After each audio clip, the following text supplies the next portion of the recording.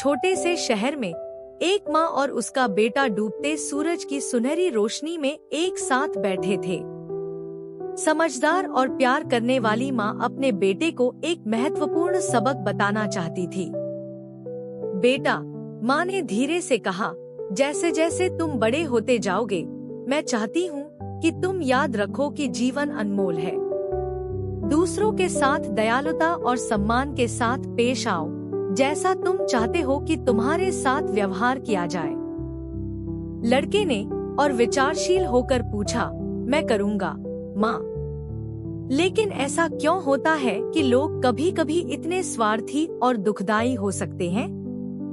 उसकी माँ ने समझाया, यह एक बढ़िया सवाल है। आप देखिए, हर किसी के अपने संघर्ष और लड़ाई होती है। कुछ लोग अंदर से दुखी हो सकते हैं और वे नहीं जानते कि अपनी भावनाओं से कैसे निपटें। लेकिन यह दूसरों के साथ क्रूर होने का कोई बहाना नहीं है।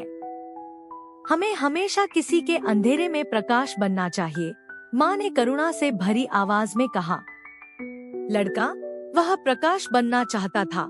उसने पूछा, मैं वह प्रकाश बनना चाहता हूँ माँ, लेकिन मैं ऐसा कैसे करूँ? माँ ने उत्तर दिया, दयालु, सहानुभूतिपूर्ण और समझदार बनकर, दूसरों की बात सुनकर और मदद के लिए हाथ बढ़ाकर।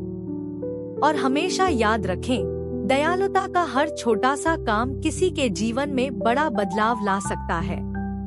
अपनी माँ के शब्दों से प्रेरित होकर लड़के ने कहा, धन्यवाद माँ, आप दयालुता और प्रेम का सबसे अच्छा उदाहरण हैं। मैं आपके पदचिन्हों पर चलने की कोशिश करूंगा।